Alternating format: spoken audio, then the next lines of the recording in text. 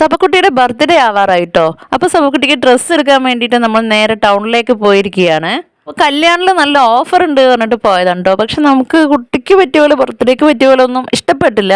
അപ്പോൾ പിന്നെ അവിടുന്ന് എടുത്തില്ല. പിന്നെ നമ്മൾ നേരെ മഹാരാജയിൽ പോയിട്ടുണ്ടായിരുന്നു. അവിടെ പോയപ്പോൾ സിധുവിന് ഒരു ട്രൗസർ കിട്ടി. പിന്നെ വേറെ ഏതോ ഒരു കടയിൽ പോയി. സിധുവിനും സബക്കുട്ടിക്കൊക്കെ ബോർ അടിക്കാൻ തുടങ്ങി കേട്ടോ. കാരണം ഡ്രസ്സ് തപ്പം പോയാൽ അറിയാലോ. മഹാരാജയിൽ ഏതോ ഡ്രസ്സ് കണ്ട് പറഞ്ഞിട്ട് അതിന് കരയണ്ട. നന്നായിട്ടില്ല, പക്ഷെ ഇവൾക്ക് നല്ല ഇഷ്ടപ്പെട്ടിട്ടുണ്ട്. പിന്നെ അതിന് ശേഷം ഒരു കടയിൽ നിന്ന്, ഒരു ചെറിയൊരു കടയിൽ നിന്ന് കിട്ടിയിട്ടോ, ഡ്രസ്സ് കിട്ടി.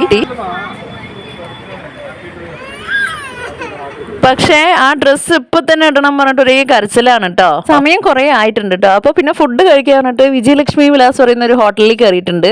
ഇത് കാണാൻ ചെറിയൊരു ഹോട്ടലാണ്, പക്ഷെ ഭയങ്കര ഫേമസ് ആയ ഹോട്ടലാണ്. ആസിഫ് അലി, മമ്മൂട്ടിയൊക്കെ വന്നിട്ടുണ്ട് എന്നാ പറഞ്ഞത്.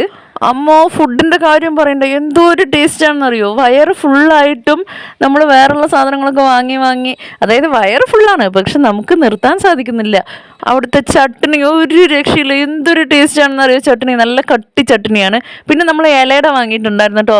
ഇലയുടെ ഉള്ളിലത്തെ ഫില്ലിംഗ് ഒക്കെ ഭയങ്കര ഒരു ക്രീമി ആയിട്ട് നല്ല ടേസ്റ്റ് ഉണ്ട്. പാലക്കാടുള്ളവരാണെങ്കിൽ എന്തായാലും ഇവിടെ വരണം കേട്ടോ, എല്ലാം നല്ല ടേസ്റ്റാണ്. പിന്നെ അവിടുന്ന് ലാസ്റ്റ് നമ്മളൊരു ചായ വാങ്ങി കുടിച്ചിട്ടുണ്ടായിരുന്നു. ചായയും അതായത് ഒരു സ്പെഷ്യൽ ആയിട്ടാണ് അവരെല്ലാ സാധനവും അവരുടെ നമുക്ക് തോന്നിയിട്ടുള്ളത്. നമ്മൾ കുട്ടികളുടെ യൂണിഫോം അടിക്കാൻ കൊടുത്തത് വാങ്ങാൻ വേണ്ടി പോയി. അത്രയേ ഉള്ളൂ ഇന്നത്തെ വീഡിയോ. ബൈ.